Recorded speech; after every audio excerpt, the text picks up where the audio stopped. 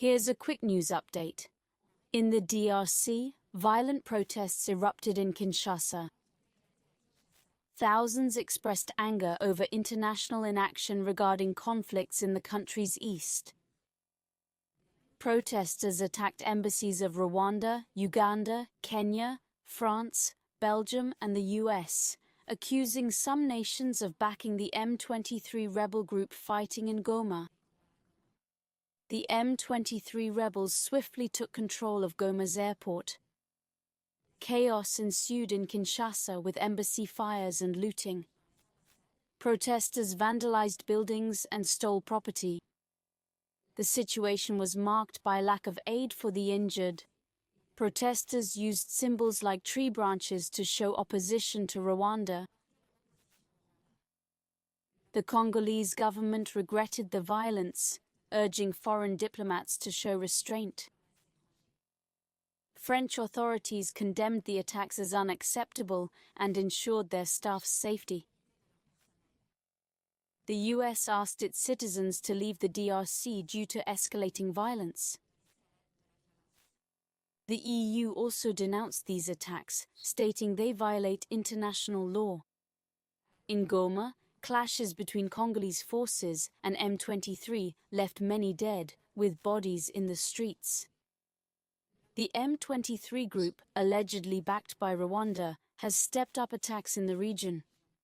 The EU announced €60 million in emergency aid for displaced populations. Germany halted aid talks with Rwanda, demanding M23 and Rwandan forces leave eastern DRC. The fighting has killed over 100 and wounded 1,000, according to local sources. In France, Macron unveiled plans to renovate and modernize the Louvre, addressing concerns about the museum's deterioration. The president spoke of an ambitious Renaissance project for the museum, aiming to rethink, expand, and restore it, transforming it into a true center for French art history and culture. A key initiative is creating a new main entrance to ease access and reduce congestion at the iconic glass pyramid. This project will be primarily funded by the museum's own resources. Macron also mentioned plans for renovating the esplanade and partnering with Paris Mayor Anne Hidalgo. Another notable aspect of this transformation is relocating the Mona Lisa. The iconic painting will be housed in a new, specially designed space to better manage visitor flow and offer a calmer, more enriching experience.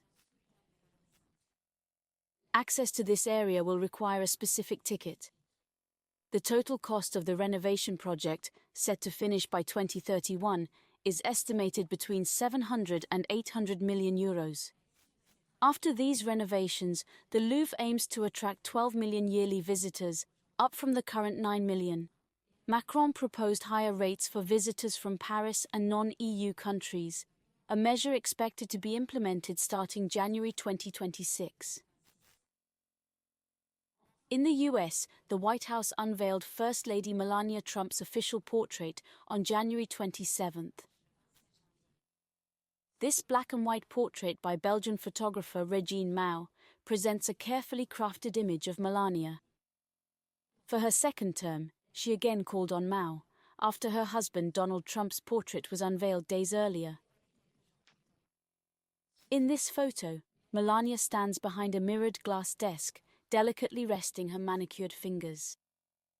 The Washington Monument is visible in the background, suggesting the photo was taken in a White House meeting room.